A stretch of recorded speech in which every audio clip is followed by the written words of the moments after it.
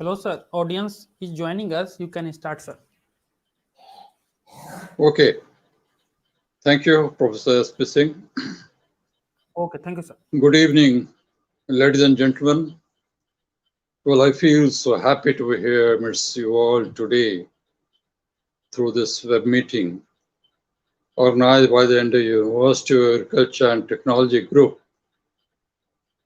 to introduce myself and share my experiences in agricultural microbiology, rather as a microbial geneticist, to throw some light on the present pandemic. That's certainly a subject of paramount importance to keep us at par with the rapidly advancing world of knowledge jewels and knowledge hunt in the national or global scenario on the subject. Its perspectives and strategies overarching the goals of raising agriculture-based national economy with a higher spatial resolution despite the pandemic. पर मित्रों, इसके पूर्व कि मैं मुख्य बिंदुओं पर कुछ चर्चा करूं, मैं आप सभी भाइयों बहनों को ये बताना चाहूंगा कि मैंने उसी माध्यमिक विद्यालय से अपनी शिक्षा प्राप्त की थी जहां से हमारे देश के प्रथम राष्ट्रपति तथा साथ ही प्रथम राष्ट्रीय कृषि मंत्री देश रत्न डॉक्टर राजेंद्र प्रसाद जी ने अपनी पढ़ाई की थी, यानी जिला स्कूल छपरा। सन 1963 में 7वीं कक्षा में दाखिला प्राप्त किया और पहले दिन ही वहां की दीवार पर लगे डॉक्टर राजेंद्र प्रसाद जी का जीवन वृत्त पढ़कर बहुत प्रभावित हुआ कि कैसे वो स्कूल से कला के क्षेत्र में शिक्षा प्राप्त कर एक बहुगुणी इंसान के रूप में उभरे और एक योग्य बैरिस्टर बने तथा फिर आगे चलकर भारत के प्रथम राष्ट्रपति बने। मित्रों, दरअसल उन दिनों विज्ञान, कला या वाणिज्य यानी साइंस, आर्ट्स या कॉमर्स का चुनाव 8वीं कक्षा में ही हो जाता था। अतः 7वीं परीक्षा में उच्च प्राप्तांक आने के बावजूद 8वीं कक्षा में मैंने बड़े उत्साह से कला यानी आर्ट्स की पढ़ाई को ही स्वैच्छिक विकल्प के रूप में चुना। हालांकि मेरे शिक्षकों ने बहुत हतोत्साहित किया कि तुम यदि आर्ट्स में गए तो स्कूल की बदनामी होगी, लोग शक और शुबहा करेंगे कि इतने अच्छे अंकों से प्राप्त किया हुआ बच्चा साइंस में न जाकर आर्ट्स में क्यों चला जा रहा है, यानी क्या यहाँ साइंस की पढ़ाई अच्छी नहीं। पर मैं नहीं झुका और मैंने आर्ट्स की विधा ही चुन ली तथा नियमित तौर पर अथक परिश्रम और ईमानदारी के साथ कला की पढ़ाई शुरू की। निश्चित ही आप आश्चर्यचकित होंगे कि आर्ट्स पढ़ते हुए मैं कृषि विज्ञान के अंतर्गत आप जैसे विशिष्ट कृषि वैज्ञानिकों के बीच कैसे आ गया। ये वाक्य वैसे तो बड़ा ही मार्मिक है, पर नियति, जिसे हम डेस्टिनी कहते हैं, उसे कुछ और ही मंजूर था। तदनुसार शुरुआती दिनों में ही एक दिन कक्षा 8 का भूगोल होमवर्क पूरा करने हेतु पूरी रात जगते हुए मैंने जिस्ते वाले बड़े कागज पर मोम के रंगीन पेंसिल का उपयोग करते हुए भारत का नक्शा सुंदर नामांकन के साथ बनाया, जिसे कल होकर सुबह कक्षा में भूगोल के टीचर ने यह कहते हुए नकार दिया कि मैंने अवश्य यह नक्शा स्वयं न बनाकर किसी और से हासिल किया होगा। मेरे इनकार करने पर न सिर्फ बबूल की छड़ी से मेरी पिटाई हुई, बल्कि मुक्के और घूंसों से मेरी बेरहम पिटाई की गई। लिहाजा सच बोलने के एवज में मैं क्रूर सजा पाकर तड़पते हुए मूर्छित हो गया। रिक्शा से घर लाया गया और कल होकर मैंने आर्ट्स छोड़ दिया और विज्ञान की विधा हमने ज्वाइन कर ली। तभी डॉक्टर राजेंद्र प्रसाद जी राष्ट्रपति पदभार पूरे करते हुए स्वास्थ्य लाभ हेतु पटना के शदाकत आश्रम आ गए थे। स्कूल बस से हम बच्चों को उनसे मिलने हेतु पटना ले जाया गया। मैंने राजेंद्र बाबू से जब अपनी आर्ट्स न पढ़ पाने की मनोव्यथा सुनाई तो उन्होंने अद्भुत प्रेरणा दिया और बताया कि जब वो आर्ट्स और विधि की पढ़ाई कर भारत जैसे महान देश के राष्ट्रीय कृषि मंत्री और राष्ट्रपति बनाए जा सकते हैं, तो फिर मुझे गांव के इस देश में विज्ञान की पढ़ाई के माध्यम से कृषि विज्ञान के क्षेत्र में कदम बढ़ाना चाहिए। इस सुझाव ने मुझे बड़ा ही उत्प्रेरित किया। पर विडंबना ये थी कि तब मेरे माता पिता ने इंटर पास करने के पश्चात मुझे कृषि विश्वविद्यालय इस अंदेशे से नहीं जाने दिया कि कहीं प्रायोगिक पढ़ाई के दौरान कुदाल से मेरी टांगे न कट जाएं। लिहाजा सीधी पढ़ाई करते हुए मैंने वनस्पति शास्त्र में एमएससी यानी बॉटनी में एमएससी किया तथा काशी हिंदू विश्वविद्यालय के एडवांस सेंटर ऑफ बॉटनी से पीएचडी की पढ़ाई पूरी की। तभी डेस्टिनी का एक और स्वरूप सामने आया। चूंकि मेरी पीएचडी एवं पीडीएफ तथा दर्जनों अंतर्राष्ट्रीय शोध पत्र उन शुरुआती वर्षों में ही माइक्रोबियल जेनेटिक्स और नाइट्रोजन फिक्सेशन के विभिन्न आयामों से संबंधित थे एवं उन्हीं दिनों कृषि विज्ञान संस्थान काशी हिंदू विश्वविद्यालय के अंतर्गत अनुवांशिकी एवं पादप प्रजनन विभाग के इसी विशिष्ट विषय में रीडर पद सृजित व विज्ञापित हुआ था, जिसे आज एसोसिएट प्रोफेसर कहा जाता है। तथा कृषि विज्ञान में तब माइक्रोबियल जेनेटिक्स के विशेषज्ञ विरले मिल पाते थे। अतः सन 1985 में इस पद पर मेरी नियुक्ति हुई। फिर मैं यहीं प्रोफेसर बना, विभागाध्यक्ष बनाया गया, कृषि संकायाध्यक्ष के रूप में भी वर्षों अपनी सेवा दी तथा तत्पश्चात निदेशक कृषि विज्ञान संस्थान के पद से सन 2019 में मेरी अवकाश प्राप्ति हुई। तभी चूंकि काशी हिंदू विश्वविद्यालय भारत सरकार द्वारा इंस्टीट्यूशन ऑफ एमिनेंस घोषित हुआ था, अतः विश्वविद्यालय स्तर के इंटरनल क्वालिटी एश्योरेंस सेल यानी आंतरिक गुणवत्ता सुनिश्चयन प्रकोष्ठ हेतु प्रथम वाइस चेयरमैन के रूप में मुझे नामित किया गया एवं साथ ही प्रोफेसर इमेरिटस के पद से भी सम्मानित किया गया, जहां आप सबों की शुभकामनाओं से मैं आज भी क्रियाशील हूं और आपसे रूबरू हूं। Well, ladies and gentlemen, our team has been working towards evolving mixed consortium of genetically improved crop-specific microbial biofertilizers for wide-ranging cereals, pulses, wild seeds, fruits, flowers, vegetables, fuel and fiber crops, in which we have had considerable success and for which I was honored with Career Award in Biological and Agricultural Sciences from UGC, fellowships of many national and international learned bodies, along with Lifetime Achievement Award in Microbiology. But on the other face of the coin, I have been receiving now calls from many of my friends as to why shouldn't we research to scrap out microbes completely from the world as they have caused pandemic. I try to convince them that हर व्यक्ति में राम और रावण दोनों की properties होती हैं। हमारी कोशिश होनी चाहिए कि राम के गुणों को आगे बढ़ाएं और रावण के गुणों को कैसे राम के गुणों में परिवर्तित कर पाएं। और ये विडंबना न सिर्फ एक व्यक्ति में बल्कि परिवार में, समाज में, राष्ट्र में, पूरे विश्व में होती है और हम एक दूसरे को अलग करके नहीं रह सकते। हमें एक बैलेंस क्रिएट करना ही होगा, बीच का रास्ता निकालना ही होगा। And so are the microbes. These microbes are beneficial as well as harmful. You know, ICR has an independent institute of agriculturally useful microbes in Mao, Uttar Pradesh.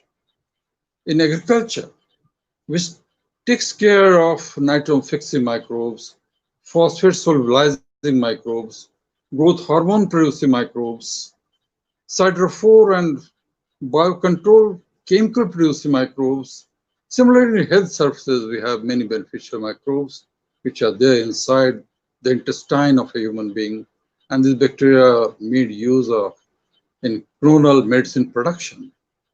Similarly, we have viruses which are very beneficial to act as cloning vectors, successful vectors in genetic engineering studies. But at the same time, we have harmful bacteria causing typhoid and other diseases, as also viruses. The recent example is COVID-19.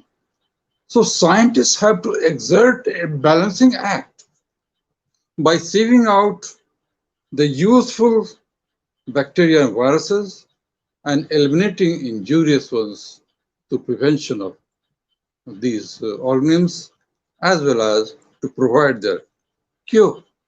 We can't live without any one of them.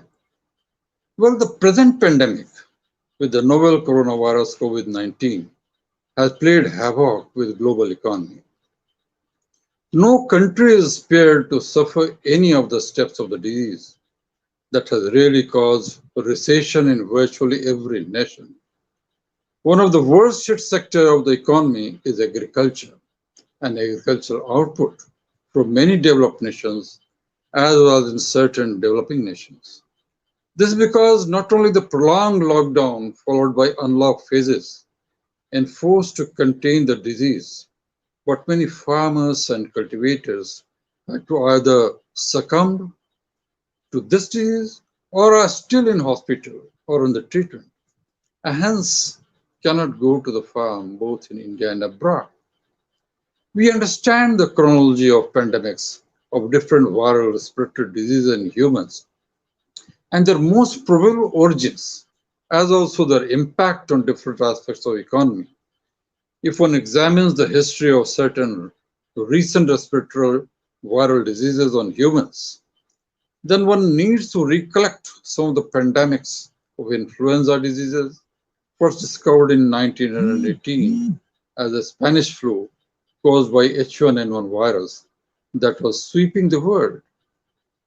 Around the same time, a swine flu virus H1N2 was seen to infect the human beings in US.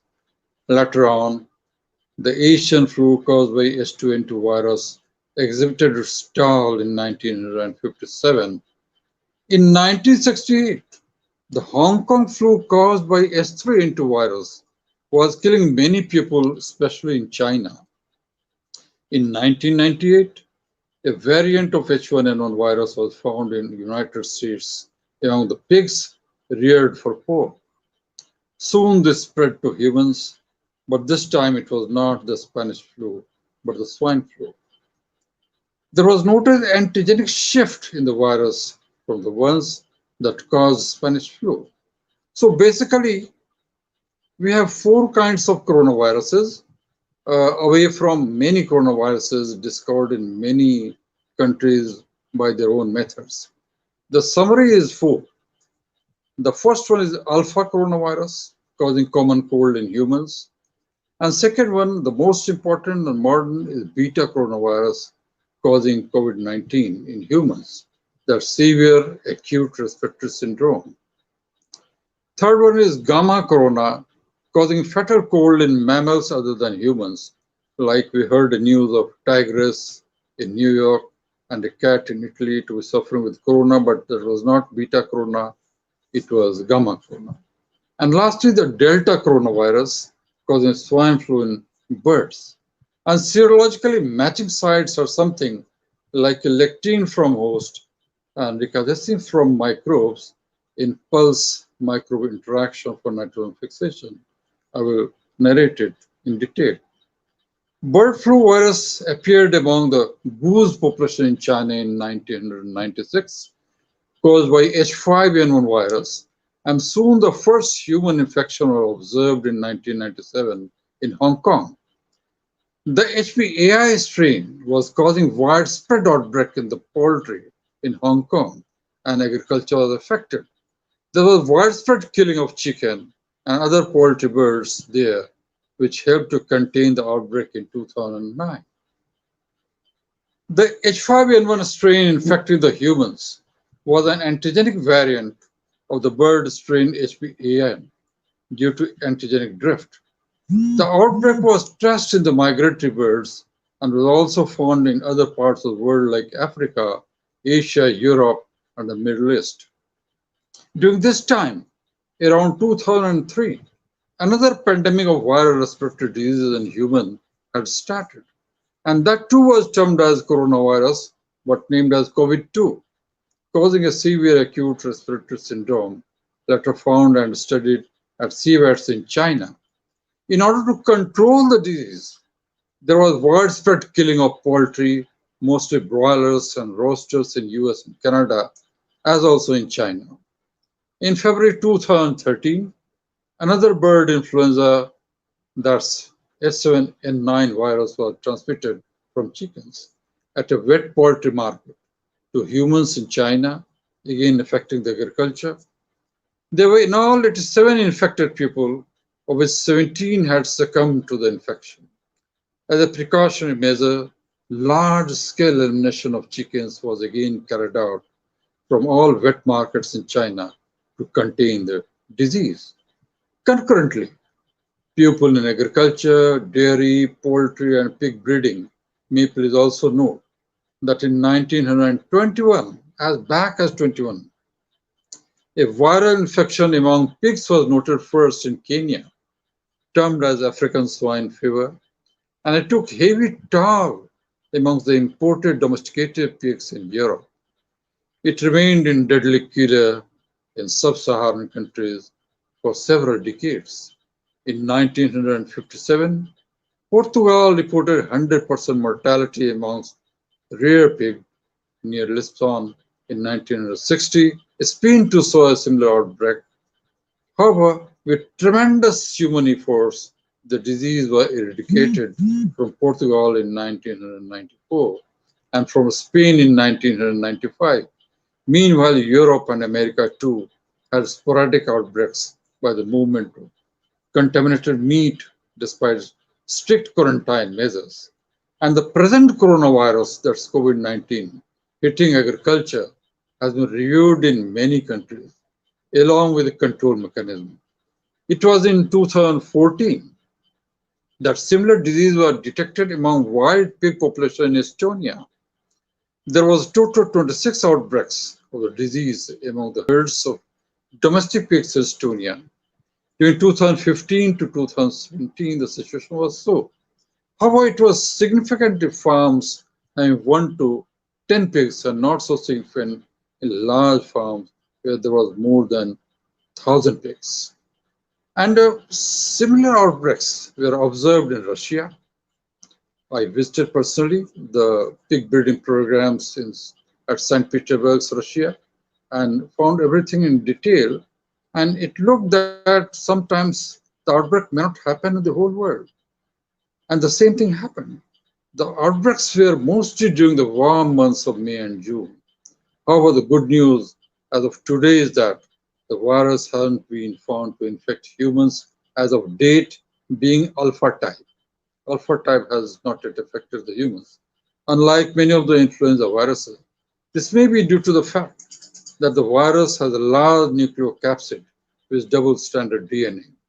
During the same time, another epidemic was sweeping the African continent, and that was the Ebola known as. Ebola had infected more than 28,000 people, but killed slightly over 11,000 people. Till December 2019, a cluster of cases of respiratory diseases caused by coronavirus COVID-19 was reported by WHO, originating from Wuhan. All of you know about it. The virus spread to humans. The worst affected countries were China and Italy, followed by USA, Brazil, and Russia. But India has now excelled in SARS-CoV-2 2019, affecting humans based on per day rate.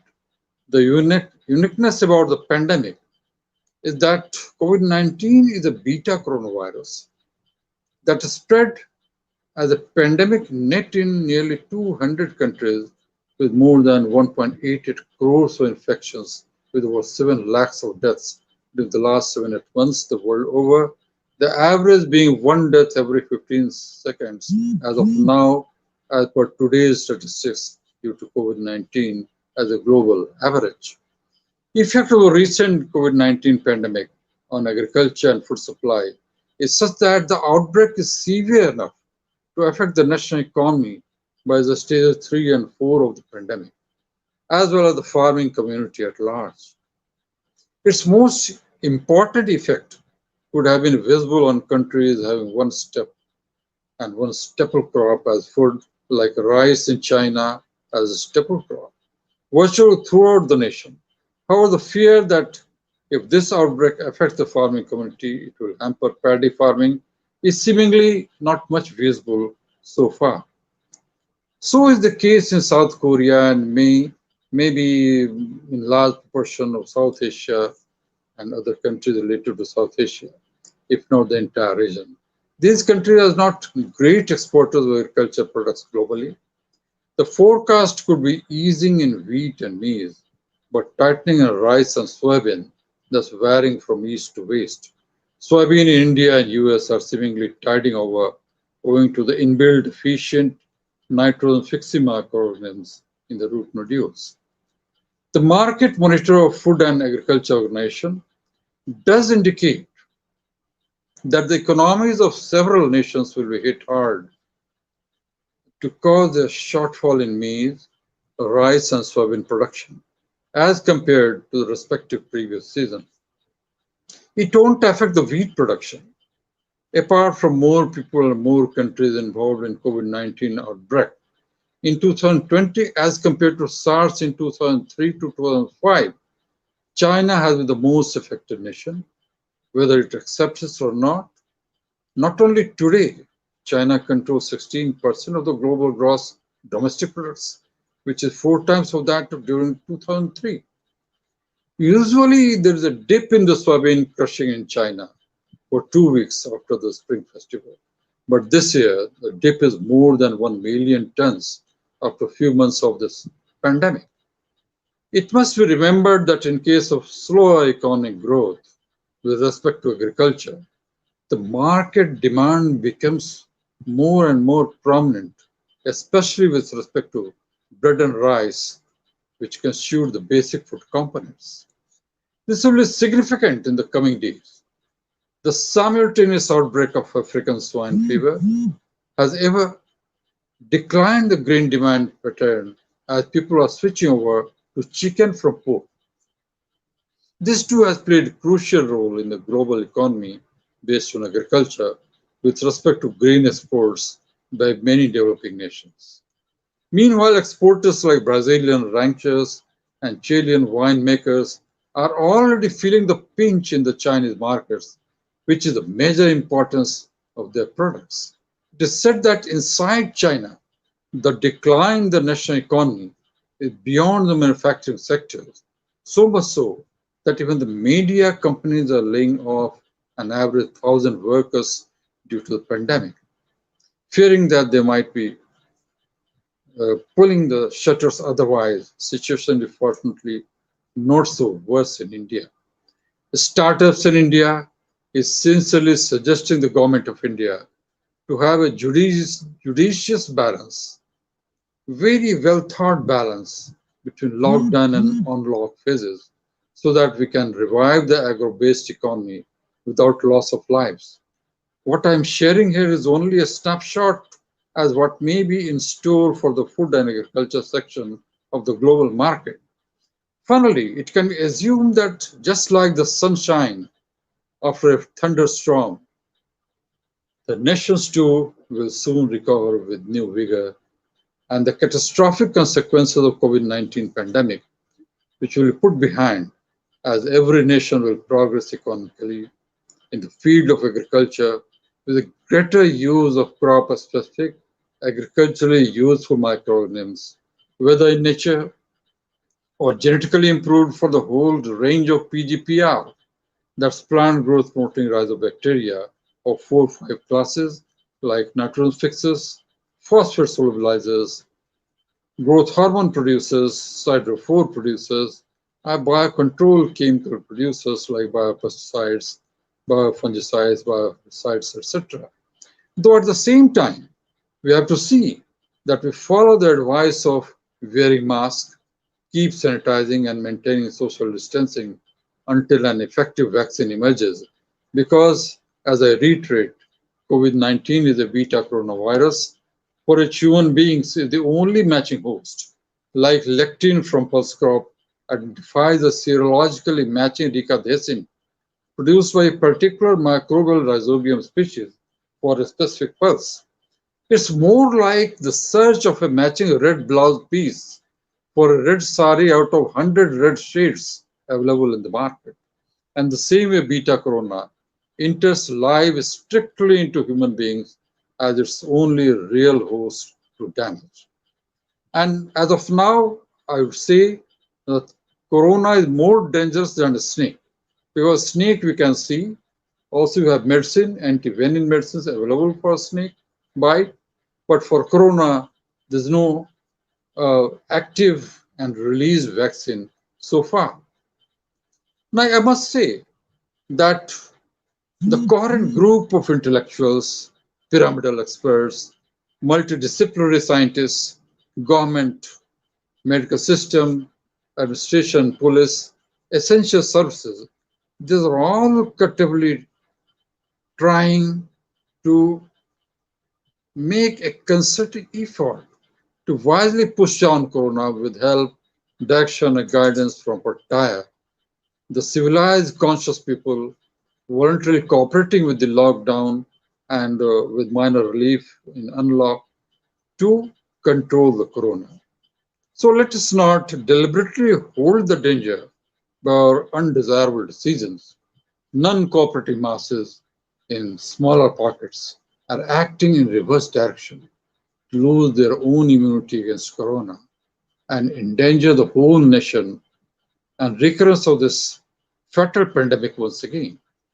यदि आप इस बात से गमज़दा हैं कि आपसे बारंबार अपने कूचे में तशरीफ बनाए रखने की गुजारिश की जा रही है, तो बज़ाहिर दिल की गहराइयों से उन गरीब बेसहारों के प्रति भी एक बार अवश्य महसूस करने की कोशिश करें, जो कलेजे पर भारी पत्थर रख ताउम्र तरसते और सिसकते रह जाते हैं कि या परवरदिगार आलम, उनके पास भी कोई निहायत मामूली सा आशिया होता है जहां वो खुशी खुशी खुद को और खुद के जरिए परिवार, समाज, सूबे और राष्ट्र को संभावित विषैले कोरोना प्रसार के बेइंतहा भयानक खतरे से बचाना सुनिश्चित कर पाते।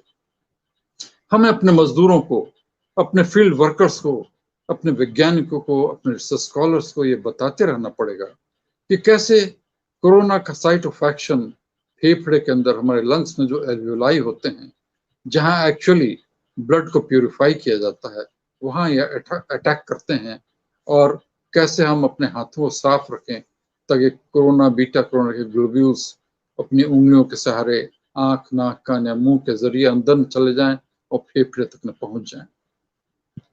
साथ ही मैं ये बताना बहुत आवश्यक समझता हूं, जो रिसेंट रिसर्चेस हुई हैं कि कई ऐसे सेल हैं जो इम्यूनिटी प्रोड्यूस करते हैं, उनमें ज्यादा जागृत रहते हैं हमारे immunity jeans.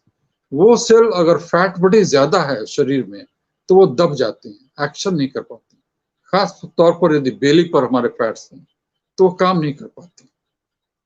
Latest researchers demonstrate that age-resistant frailty and immune decline can be halted and even partially reversed using a novel cell-based therapeutic approach, remarkably rectifying the advancing age-related multi-impairments. And at this juncture, it is important to mention that pranayama and yoga too have multi-pronged benefits.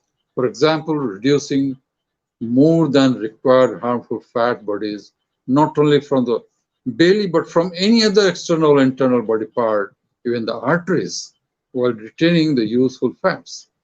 Considerably oxygenate the pulmonary cavities and chambers to function better and combat the animate or inanimate respiratory barriers whatsoever. Create rooms for immunocomponents, deviate and divert the entire respiratory tract by enhanced immunogene-coded biochemicals और vaccines. हमें ये जानना बहुत जरूरी है कि अगर कोई छोटा बच्चा है, जितनी उम्र कम रहती है, तो एक एंजियोटेंसिन कन्वर्टिंग एंजाइम 2 होता है जो एक होल्डर की तरह होता है, और कोरोना बॉल्स उस होल्डर में फंस जाते हैं। तो इन होल्डर्स की संख्या बच्चों में बहुत ज्यादा रहती है, पर जैसे जैसे उम्र बढ़ती है इन होल्डर की संख्या कम होती है और कोरोना बॉल्स एस्केप आउट कर जाते हैं, और न सिर्फ लंग्स में बल्कि हार्ट, गट, किडनी, इवन आर्टरीज चारों ओर व्याप्त हो जाते हैं और तरह तरह के डिजीज पैदा कर सकते हैं। और हमें ये भी जानना होगा, सतर्क करना होगा कि आज जो green zone orange zone, red zone कहे जाते हैं, तो हम ग्रीन जोन को भी बहुत हल्के में न लें, क्योंकि आज ग्रीन जोन हो सकती है हम एसिम्प्टोमेटिक हैं, कल होकर वो सिम्टम उभर सकती है, इसलिए फिर भी बचाना, मास्क का उपयोग इत्यादि बनाए रखना बहुत ही आवश्यक है। और अब तो कोरोना की पूरी जेनेटिक्स स्टडी कर ली गई है, किस तरह का आरएनए होता है, कैसे वो एसी2 एंजाइम में जाकर फंसता है, कैसे उसको और टाइट ढंग से होल्ड कराएं ताकि बचाव हो सके। फिर ये भी जान लिया गया है कि वो किस तरह का प्रोडक्ट बनाते हैं, वो प्रोटीन जो स्पाइंस की तरह होती हैं उसमें क्या पॉइजनस होता है, ये भी जान लिया गया है। उनकी रीडिंग फ्रेम भी अब पता चल गई है, पूरी साइंस इसकी जानकारी हुई है, ताकि इससे मदद मिल रही है वैक्सीन तैयार होने में, जो तैयार हो भी चुकी है। और खास तौर पर आजकल ये भी रूमर्स है कि कोरोना की नई प्रजातियां, नए म्यूटेंट्स, नए वेरिएंट्स तमाम आ रहे हैं, जिनसे हमें सतर्क करना है, ये और ज्यादा डेंजरस है। तो मैं आपको बता दूं कि ये बिल्कुल सत्य नहीं है, क्योंकि कोरोना के वेरिएंट्स तभी होते हैं, कोरोना जब भी मल्टीप्लाई करता है तो अपने कुछ जीन्स छोड़ देता है अपने होस्ट में। कोविड-19 के केस में ये होस्ट ह्यूमन बींग्स हैं, जहाँ के जीन डीएनए होते हैं। वो डीएनए के अपने ह्यूमन डीएनए का कुछ हिस्सा ले लेता है और अपने जीन छोड़ देता है। अगर उसने स्पाइन प्रोड्यूसिंग जीन ही छोड़ दिया और वो जीन ह्यूमन डीएनए के उस पार्ट में चला गया जो हेट्रोक्रोमैटिन है, तो हमेशा के लिए एक तरह से कब्र में चला जाएगा और कोरोना की एक्टिविटी पॉइजन क्रिएट करने वाली कम होती चली जाएगी। यही कारण है कि आपने देखा होगा कि संक्रमण की संख्या तो बढ़ जरूर रही है, चूंकि टेस्ट की संख्या भी बढ़ रही है, पर उसकी विग्रोसिटी उतनी ज्यादा अब नहीं रह गई, वेंटिलेटर्स की आवश्यकता अब उतनी ज्यादा नहीं रहेगी, कोरोना वीक पड़ता जा रहा है और संभवतः धीरे धीरे कॉमन फ्लू की तरह हो जाएगा। साथ ही एक ये भी साइंटिफिक डिस्कवरी सामने आई कि ब्लड ग्रुप ए जिनका है उनको ज्यादा खतरा है, पर सरकार ने बताया कि ऐसा कुछ भी नहीं है। पर डिटेल साइंस की जब स्टडी की गई तो पता चला कि ए बी एंड ओ, ये जो 4 ब्लड के ग्रुप हम जानते हैं, उनमें ब्लड ग्रुप ए पर जब हम जाते हैं, उनकी जेनेटिक्स देखते हैं, तो ए ग्रुप भी 2 तरह की होती है, A1 एंड A2। जो A1 और A2 2 एंटीजेंस बनाती हैं और इन दोनों एक साथ ही वो ब्लड दौड़ता रहता है ह्यूमन बॉडी में, दोनों की सफाई में लंग्स को ज्यादा प्रेशर पड़ता है। नतीजा है कि लंग्स ए ग्रुप वालों का थोड़ा ज्यादा व्यस्त रहता है। अगर इतना व्यस्त है और दुश्मन का अटैक हो तो उसे संभालने में थोड़ी मेहनत ज्यादा पड़ती है। यही कारण है कि इटली में और स्पेन में जो रिसर्च हुई, करीब 16,000 लोगों पर ये टेस्ट हुआ, तो पाया गया कि ए ग्रुप वालों को खतरा ज्यादा है। तो ये सच्चाई है, इसे हमें स्वीकार करना चाहिए और बचकर रहना चाहिए। पर इसका ये मतलब कतई नहीं कि बी, ए बी और ओ वाले मास्क ना लगाएं, ये भी लगाएं। और चाहे जो भी वेरिएंट हो, म्यूटेंट हो, ह्यूमन बॉडी में 3 तरह के इम्यून जीन होते हैं, HLA, जो ABC नाम के एंटीबॉडीज बनाते हैं। ये फाइट करते हैं कोरोना से, और फाइट करते हैं कोरोना एज सच हो या उनके वेरिएंट्स में।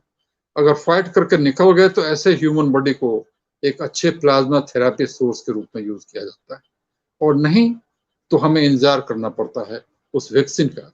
वैक्सीन का आधार क्या है? ये टी सेल हैं, जो लिम्फोसाइट सेल होती हैं, व्हाइट ब्लड सेल, यही एक्टिवेट हो जाती हैं जब ऐसे वायरस का अटैक होता है। और इन्हीं की सहायता से ये वैक्सीन का इजाद हुआ है। ऑक्सफोर्ड में पहले हुआ, अब दुनिया के कई कोनों में हो चुका है, जिसमें एक अच्छे नॉन पॉइजनस वायरस में सिर्फ जो कोरोना वायरस की स्पाइन कॉजिंग जीन है उसको डाल दिया गया है, ताकि ऐसे वायरस को जब इंजेक्ट करेंगे एक हेल्दी ह्यूमन बीइंग में, तो उस स्पाइन की वजह से हमारे तीनों इम्यूनिटी जीन्स ट्रिगर्ड हो जाएंगे और एनफ टी सेल्स का निर्माण हो जाएगा, यानी एंटीबॉडीज का निर्माण हो जाएगा, ताकि अगर एक्चुअल कोरोना भी अटैक करे तो पहले से ही बहुत से एंटीबॉडी मौजूद रहे और उनको वो किल कर दे। So this is the scientific base of production of vaccine। और मोनोक्लोनल एंटीबॉडी बन गई है, और स्पाइन जो सबसे डिफिकल्ट हो सकता है उसका भी निर्माण, वैक्सीन तैयार हो जाए, ज्यादा स्ट्रांग रहे, क्योंकि कई बार हल्ला उठता है वैक्सीन दिया भी जाएगा तो महीने 2 महीने फिर जरूरत पड़ जाएगी। ये सब झूठ बातें हैं। ये बहुत अच्छी तरह से वैज्ञानिक कार्य हो रहा है इस जमाने में, और उसका मास प्रोडक्शन कैसे स्पेशल बायोरिएक्टर्स में होगा, उसकी भी तैयारी पूरी कर गई। तो यहाँ मैं कहना चाहूँ कि जैसे प्लांट्स CO2 लेते हैं और ऑक्सीजन रिलीज करते हैं, हमें कोशिश करनी है कि ज्यादा से ज्यादा वो ऑक्सीजन अपने लंग्स में लें और CO2 रिलीज करें, ताकि लंग्स अगर मजबूत रहेगा तो इम्यूनो पावर हमारी बढ़ती चली जाएगी। And there is one important point that we have to have a judicious consumption of immunity supporting food additives, Ayurvedic natural products, provided we are careful of two things.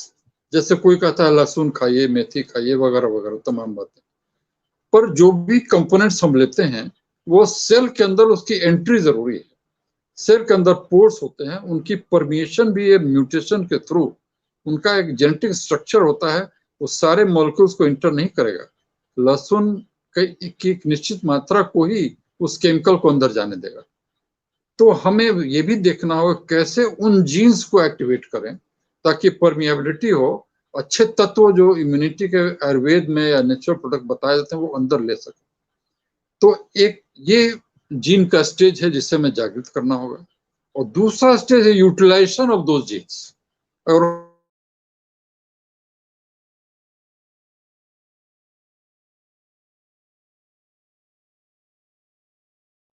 components through inducing the genes for permeability of useful ingredients and inducing genes for improved utilization and its efficiency of immunity aiding components. और ये सब हो सकता है कैसे? तो gene into environment interaction ही किसी चीज का परिणाम होता है।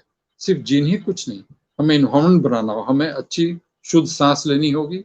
अगर हम बाहर नहीं निकल सकते पंडेमिक में, तो घर के अंदर बरामदे में, अपने गार्डन में ही थोड़ा वॉक जरूर करें, थोड़ा अनुलोम विलोम इत्यादि प्रक्रिया भी करें।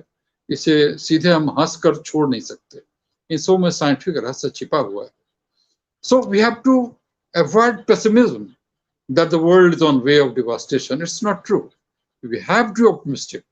The world is under lockdown for major innovation and ultra modernization towards a grand reopening soon, much more advanced in all respects, dazzling, attractive, and exponentially progressive, with an ideal blend of science and spiritualism. मैं यहाँ ये गुजारिश करता हूँ कि गीता, कुरान शरीफ, Bible, Guru Granth Sahib जैसे किसी मजहबी पाक सबक से इत्फाक रखने वाले अपने सारे अजीज इस नाचीज की शालीन इंतजा पर गौर फरमाएं कि जो बरस जाए तो बह जाए खुदाई सारी, जो बरस जाए तो बह जाए खुदाई सारी, अपनी आंखों में अभी तक वो घटा बाकी है, हमें सिर्फ अपने को नहीं बचाना है, दूसरों को भी बचाना है। उचित सलाह देकर हमें मास्क सिर्फ अपने बचाव के लिए नहीं लगाना है, बल्कि इसलिए भी लगाना है कि यदि हम एसिम्प्टोमेटिक हैं तो मेरी गंदी सांस दूसरे को न लग जाए। तो हमें दूसरों के बारे में सोचना है और इसी से सबका भला होगा। And you will be happy to learn that the World Economic Forum in Geneva, which I had a chance to visit in 2015, they have taken a decision. The new COVID action platform will focus on 3 priorities: to galvanize the global business community for collective action, to protect people's livelihoods and facilitate business continuity concerns, and to mobilize cooperation and business support for pandemic responses. They will afford money to poorer sections कि उनकी नौकरी न जाए, ये भी देखना हमारा कर्तव्य है। In fact, any problem is nothing more than a red signal on your travel route. If you wait patiently for a while, it will turn up to a green signal and then you can cross the road. Otherwise, if you lose the patience and cross, you will be under custody of the traffic police. हम जरूर कहते हैं ये Chinese virus है, China ने ऐसा किया वैसा किया, पर जो हमने भी बताया राम और रावण के गुण, चाइना में भी दोनों चीजें हैं, हमें वो भी अमल करनी चाहिए। एक कंस्ट्रक्टिव साइड देखिए, जहां उसने बायो इंजीनियरिंग के थ्रू बेनिफिशियल आर्टिफिशियल लिवर का भी निर्माण किया है, जहां हेल्दी ह्यूमन बीइंग के कुछ लिवर सेल एक तरफ से डाले जाते हैं और दूसरी ओर से बाइल जूस निकलना शुरू हो जाता है, और ये प्लांट किया जा सकता है किसी भी लिवर अफेक्टेड पब्लिक में। ये उसका कंस्ट्रक्टिव रूप है। और डिस्ट्रक्टिव ऑफ कोर्स, जैसा कि लोग बताते हैं कि इसने कोरोना वायरस बनाया और पूरे विश्व को प्रसारित कर दिया। अगर ये सच है तो वो गुनाह है, पर हमें राम के गुणों को ज्यादा देखना है, और रावण के गुणों को हमारे प्रधानमंत्री जी भी दबाने में लगे हैं और भी कई कंट्रीज के राजनेता दबाने में लगे हैं, पर हमें अच्छी चीजों की ओर देखना है। What is about medicine and that? We have to understand. Latest researches on human gene regulations have convincingly demonstrated how the serenity of selfless human feels, selfless broadness of affirmative optimism in thought process have nearly 65% greater contribution over consumption of balanced diet, food supplements, and medicines, and yoga to maintain one's sound body, weight, shape, BP, sugar, fats, creatinine, hormones, immunity level, and the balanced state of mind and heart, irrespective of one's advancing age, to fight all odds. And I think you all know that every animate and inanimate has been inherited from the sun. You have to take lesson from sun. We all know that the Earth planet originated as a lump of fire separating from the sun in the Precambrian era that had then apparently no existence of life until nearly 4.5 billion years ago. But the sun passed on both inanimate and animate elements that were dormant till the Earth cooled down, whereafter gradually the inanimate elements developed into stones, poisonous liquids, and gases, later evolving through billions of years into the present day useful sand, soil, water, and gases like oxygen, hydrogen, nitrogen. While the animate elements reassembled into what's known today as DNA or RNA, that is deoxyribose nucleic acid and ribose nucleic acid, which gave rise to bacteria, cyanobacteria, and then through metamorphosis to plants, animals, and from the human beings, the ultimate intellectuals emerged and academicians, scientists emerged. I will tell you later on. What I mean to say that everything has been inherited from the sun, and being human being is nothing else. We have, although intellect is a polygenetic character, but recently 6 vertical genes have also been located. The first one codes for aptitude to listen and learn. Second, to understand and assimilate. Third, to analyze, discuss, capability to modify as needed. Fifth is application of knowledge, and sixth, approval for global acceptance. And this is all dependent upon the kind of environment you give, the kind of guidance parents give, good teacher gives. Otherwise, normally in common mass, intellect gene 1 or 2 or hardly 3 is available. But you sharpen by yourself, by your hard labor, with appropriate guidance, you can manifest your intellect genes 4th, 5th, and 6th also. So sun to earth, earth to life, life to through metamorphosis to human beings, and from human beings to intellectuals, and from intellectuals, the pseudo-intellectuals or average scientists if you have only intellect genes 1, 2, 3 manifested, and if you are sharpening your all the intellect genes, you can be a great and pious academician and scientist. That's the ultimate body capable of humbly changing the life or world with promising thoughts and visible dedicated actions. जब तक हम हृदय की निरपेक्ष निरंतरता से एक दूसरे की सहायता करते रहेंगे, कभी नहीं झुकेंगे, कभी नहीं गिरेंगे, चाहे शैक्षिक, वैज्ञानिक, आर्थिक प्रगति हो, पारिवारिक सुख शांति हो, भावनात्मक आदर और सद्भाव हो, प्यार का अनवरत बहता सागर हो, मनोबल की अपार शक्ति हो, अथवा स्वस्थ व अनुशासित सामाजिक, राष्ट्रीय या अंतर्राष्ट्रीय मानवीय संबंध हो। साथ ही मैं एक बात और कहना चाहूंगा कि सबसे अच्छी नजर वो नहीं जो किसी को औरों की नजर में जाबाज या हसीन साबित कर, बल्कि वो होती जो खुद की कमियों को दूरबीन जैसी स्पष्टता के साथ देख सके, स्वीकार कर सके और अपने अहम भाव के पार उन्हें निष्पक्ष सद्गुणों में परिवर्तित करने हेतु अपनी महत्वपूर्ण भूमिका का निर्वहन करना। और मैं ये भी कहूंगा, यदि कृषि योग्य भूमि में खाद्यान्न, फल फूल, सब्जी जैसे उपजाऊ बीज डालकर उचित देखभाल न की जाए तो प्रकृति उसे खरपतवार से भर देती है। ठीक वैसे ही जैसे मस्तिष्क में यदि नियमित स्वाध्याय किए गए उन्नत विचारों का आदान प्रदान न हो तो नकारात्मक विचार स्वतः सघन होते हुए मनुष्य की विश्वसनीय कार्य कुशलता को छीन कर देते हैं। But we should be careful that our education policies are changing.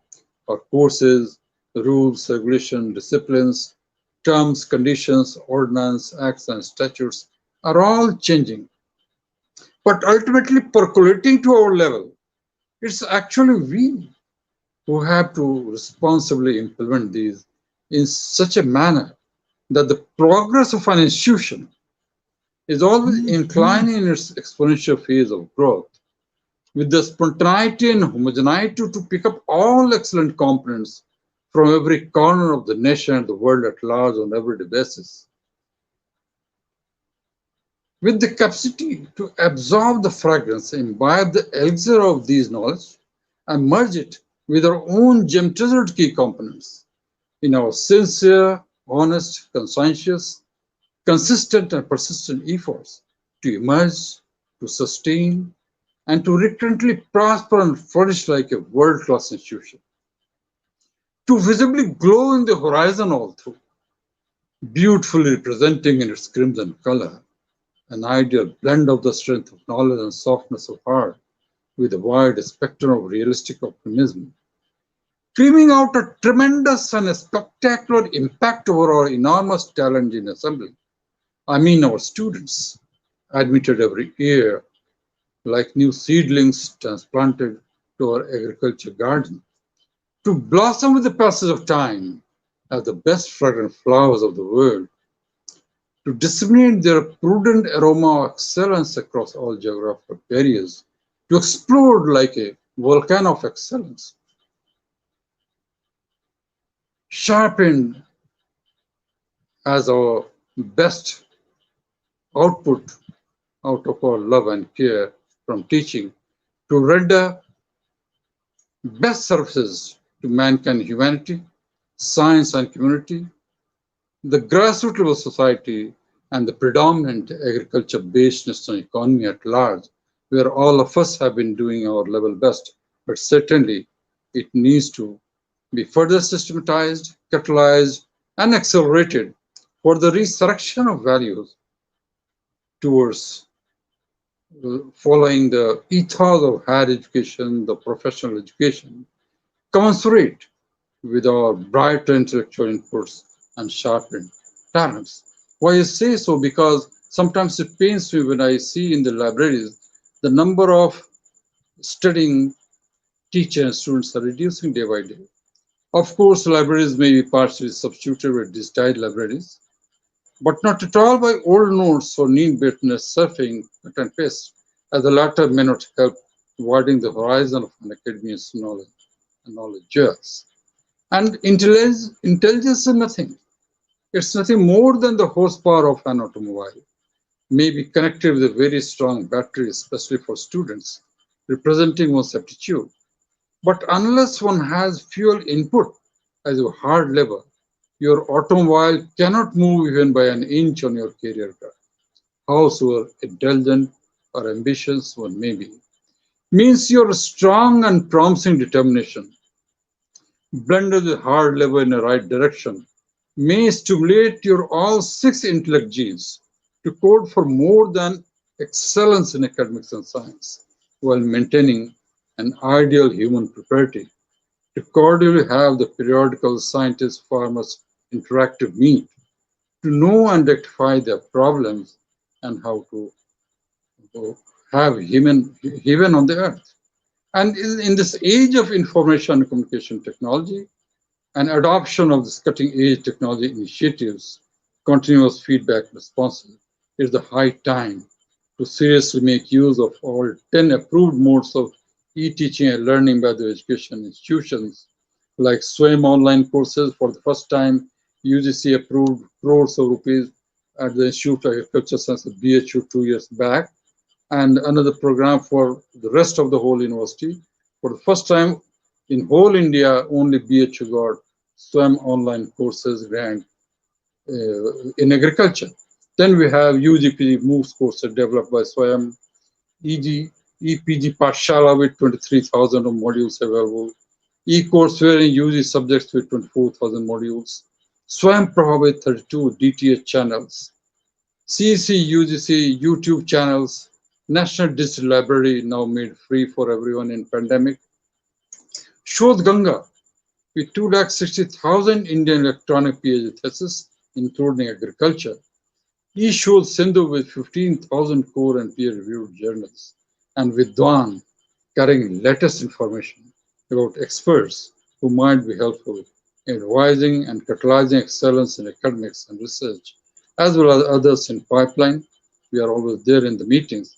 With the advent of internet, the entire world in pandemic is moving toward digitization of students to learn in a global classroom using mobile phones or computers or chatting on social networking sites. The advancements in technology and the plethora of powerful and innovative digital devices and tools have a great potential to improve educational outcomes, enhancing educational opportunities to benefit the millennium. Courses on e-content development thus aim to provide knowledge and skills for teachers to cater to the present-day learners and their learning styles. Of course, such special care is needed in pandemic. In this era of corona pandemic, the serious students and teachers have been worried about their future career and plans with every passing day. Mentorship will be even more critical during a time of turbulence, uncertainty, and emotional distress. But it's the duty of a teacher to help flattening of a rising mental health crisis among the students. We have to ask our students that apart from attending online classes and webinars, they have to ensure a good sleep, exercise, work and walk indoor. That can all help with mental wellness, as I said earlier. It's a duty of teachers and team leaders to inculcate in the farming community and your younger teachers and students the time-tested truth that if we find a way to continue our progress during times of adversity, we shall prove to be much better responsible citizens to take part in national build-up and rebuild up afterwards. And one has to periodically self-retrospect oneself to extract out one's own latent scholarly potential to be converted into kinetic energy with our computer and information communication technology friendly approach to help us reaching a pyramidal height irrespective of pandemic.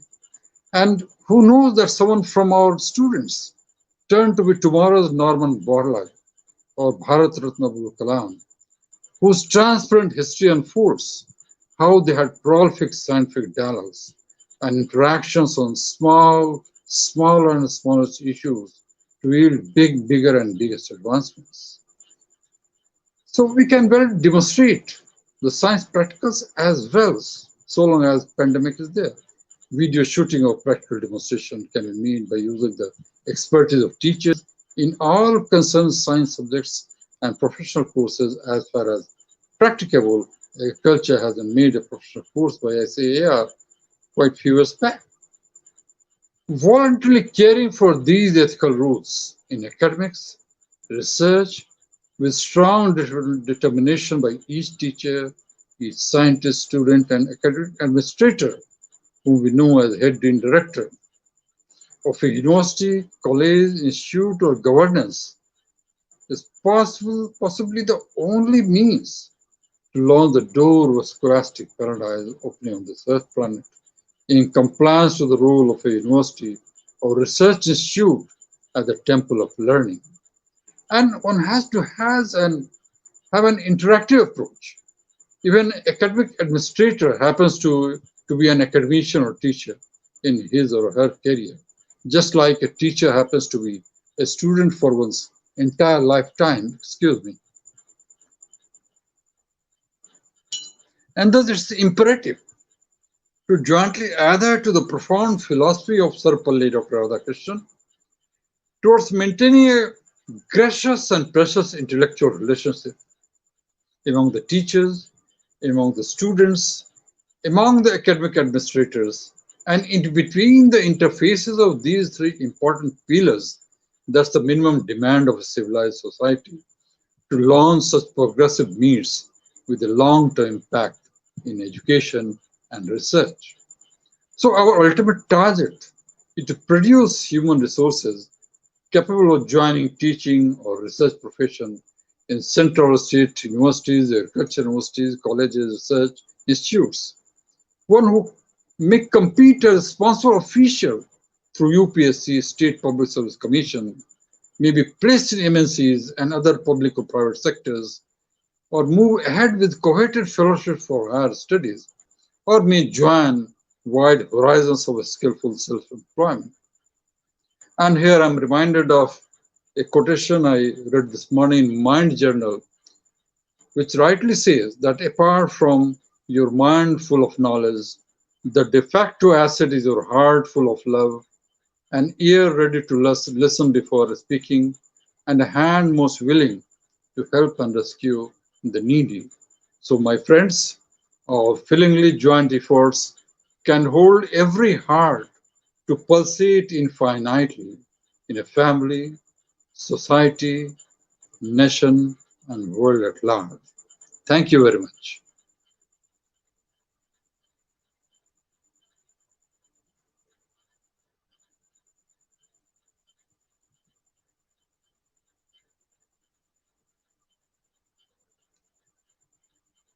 Professor Spissing, if there's any question, I will be happy to answer.